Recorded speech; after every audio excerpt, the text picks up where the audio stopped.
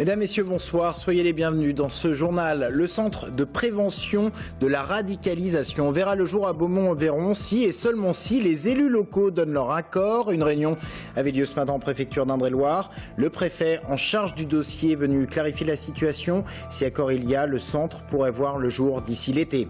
Nouvelle mobilisation lycéenne à Tours contre la loi El Khomri. Une mobilisation qui a marqué le pas aujourd'hui. Seulement 500 manifestants contre 1000 hier. Mais 4 lycées de l'agglomération étaient bloqués ce matin. Quant à l'université François Rabelais, les cours reprendront lundi sur le site des tanneurs.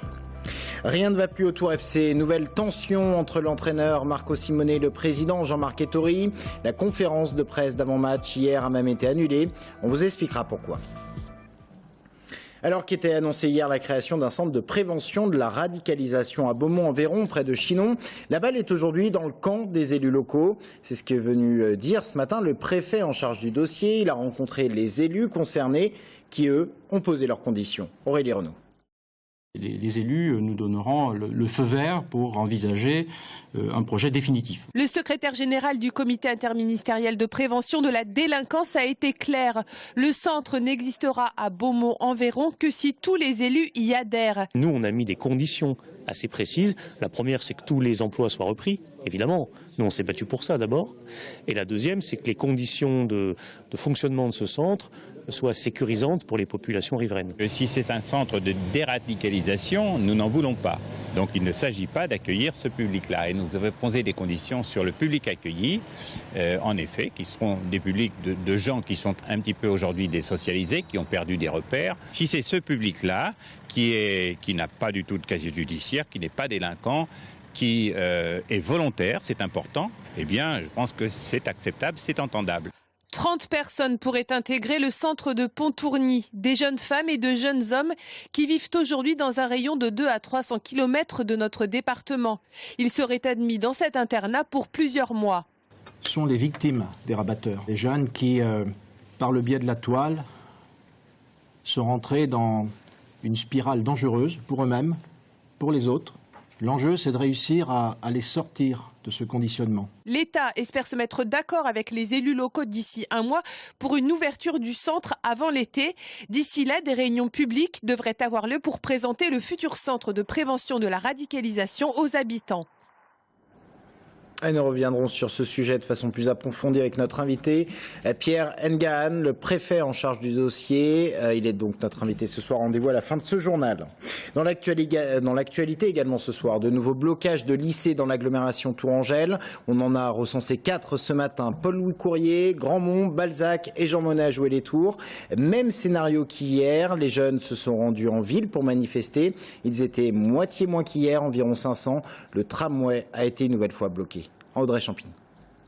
Les jours se suivent et se ressemblent. À Paul-Louis Courier, ce matin, les lycéens s'étaient rassemblés en nombre, rejoints par ceux de Balzac, de Grandmont ou encore de Jean Monnet.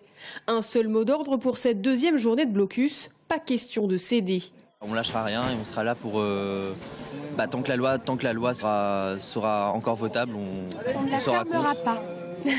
Les plus déterminés se sont ensuite dirigés vers le lycée Descartes, puis les 500 lycéens ont envahi la rue Nationale, bloquant la circulation du tramway, pour rejoindre la place Anatole France et faire un sit-in, malgré quelques échauffourées qui ont éclaté suite au G2 par des non-manifestants. Se regrouper toute une journée ne sert à rien, donc oui, la détermination, notre détermination et notre motivation nous aident à défendre nos droits et à ne pas vouloir faire passer cette loi. Vers 11h30, tous ont rejoint les étudiants à la fac des tanneurs pour tenter de s'organiser. Pas facile, surtout quand il s'agit de remotiver les troupes. Il y en a beaucoup qui ont peur des sanctions de la part des lycées. Il y en a qui ne sont pas au courant qu'on a le droit de faire ça, qu'on a le droit de bouger, qu'on a le droit de dire qu'on n'est pas content. En début d'après-midi, une manifestation avait de nouveau lieu en centre-ville. Certains lycéens avaient néanmoins décidé de lever le blocus, comme ici à Balzac, où l'accès de l'établissement a été entièrement dégagé et les 70 poubelles redistribuées à leurs propriétaires. Prochain rendez-vous, le 17 mars, pour une mobilisation générale. Et du côté de l'université François Rabelais, une AG ce matin sur le site des tanneurs a voté la suite de la mobilisation pour la semaine prochaine. Mais normalement, pas de blocage du site. Un compromis a été trouvé avec la direction de l'université. Les cours reprennent lundi, mais les absences d'étudiants la semaine prochaine ne seront pas comptabilisées comme absences injustifiées. Les mauvais chiffres de la sécurité routière au mois de février, hausse spectaculaire en Indre-et-Loire du nombre de morts par rapport à février 2015. Aucun mort il y a un an, 5 morts recensés pour ce mois de février 2016. Depuis le début de l'année, 9 personnes ont perdu la vie sur les routes du département d'Indre-et-Loire. À Blois, 30 ans de réclusion criminelle requis à l'encontre de cet ancien légionnaire accusé du meurtre de Nicole Brossard. Cette femme retrouvée morte de 50 coups de couteau dans son coffre de voiture en 2011. Pour la partie civile, l'homme est coupable, mais pas pour la défense qui a demandé l'acquittement. La défense qui remet en cause les preuves ADN. Pour l'avocat du légionnaire, c'est un autre homme qui aurait dû comparaître. L'ADN est la reine des preuves, mais il y a des exceptions. Et la particularité de ce dossier, c'est qu'il y a une seconde personne, M. Bouchachia, qui avait été mise en examen pour le meurtre, qui a bénéficié d'un non-lieu et qui, lui, avait reconnu les faits qui lui étaient reprochés. Alors, je ne sais pas ce que décidera la cour d'assises, parce qu'effectivement, il n'y a que 2 verdicts possibles, la condamnation ou l'acquittement. J'attends avec sérénité la décision qui sera rendue. Je ne peux pas bien sûr me prononcer sur ce que je ne sais pas, je ne suis pas dans la tête des jurés, mais je pense qu'ils ont entendu beaucoup de choses tout au long de ces 4 jours, avec suffisamment d'informations pour se forger une conviction. Parce que ce qui compte, c'est l'intime conviction, c'est pas autre chose. Ils n'ont pas besoin de justifier de la façon dont ils se déterminent pour dire qu'il est coupable, responsable de ce qui lui est reproché. À propos recueilli par Amanda Breuer-Rivera, le verdict, lui, est attendu dans la soirée. En bref, la région Centre-Val de Loire se dit prête à mettre 100 000 € dans le projet Eau et du bateau, ce collectif qui souhaite reprendre le bateau ivre à Tours. Mais c'est à l'agglomération Tourangelle de donner son accord, car ces 100 000 € seraient mobilisés sur le contrat de solidarité territoriale qui unit la région à Tours Plus. François Bonneau, le président de région PS, en a donc fait la demande par écrit à Philippe Briand, le président Les Républicains de Tours Plus. Le conseil départemental d'Indre-et-Loire a voté son budget ce matin pour l'année 2016. Un budget contraint une nouvelle fois par la baisse des dotations étatiques, mais aucune augmentation d'impôts pour les contribuables cette année grâce à des économies réalisées dans tous les secteurs, y compris le social, ce que critique justement l'opposition et les élus de gauche qui se sont seulement abstenus sur ce vote du budget. Sabrina Melout. 605,509 millions d'euros, c'est le budget total pour l'année 2016. Pas de hausse d'impôts, une première depuis 8 ans, dans un contexte de réduction drastique des dotations de l'État. Au menu cette année, des économies de fonctionnement, une reprise des investissements, moins d'emprunts et plus d'épargne. Il faut rappeler que le RSA, c'est plus 5 millions d'euros. La baisse nouvelle de dotation de l'État, c'est 10 millions d'euros. Au total en cumulé, c'est 22. Donc face à cela, il faut faire des économies partout. Mais en même temps, il y a des actions nouvelles. On a créé deux fonds pour les communes rurales, petites, et les intercommunalités pour plus de 13 millions d'euros. On fait un fonds pour tout ce qui est l'immobilier des entreprises, pour le tourisme. Des dépenses d'investissement cette année surveillées de près. Infrastructures routières et transports, aménagement du territoire, éducation. L'opposition regrette des économies trop importantes en termes de politique sociale. Un public en difficulté, ce sont les jeunes, ce sont les personnes âgées, les personnes handicapées. Ce ne sont pas que des personnes qui sont mises au banc de la société.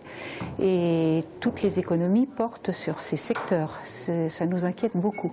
Demander aux EHPAD d'être vigilants sur leur gestion sociale, c'est normal.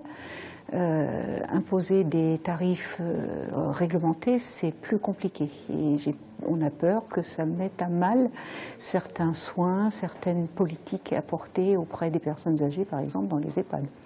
Un budget validé à l'issue de la session. L'opposition a choisi de ne pas voter contre, mais de s'abstenir. Les sports en bref, victoire du Tours Volleyball hier soir à Nancy, 3-7-0, match qui comptait pour la 22e journée de Liga. Tours s'empare donc provisoirement de la tête du championnat. Du côté du Tours FC, le divorce semble consommé entre Marco Simone, l'entraîneur du Tours FC, et son président Jean-Marc Ettori. La tension est palpable depuis plusieurs semaines. Dernier événement en date, l'annulation hier de la conférence de presse d'avant-match. Annulation pour cause de désaccord sur le choix du joueur envoyé à cette conférence. Les explications, Bastien Mathieu. Le fossé continue de se creuser entre Jean-Marc Ettori et Marco Simone. Depuis quelques mois déjà, la communication semble rompue entre le président et l'entraîneur du Tour FC, et plus largement entre la direction du club et le staff technique.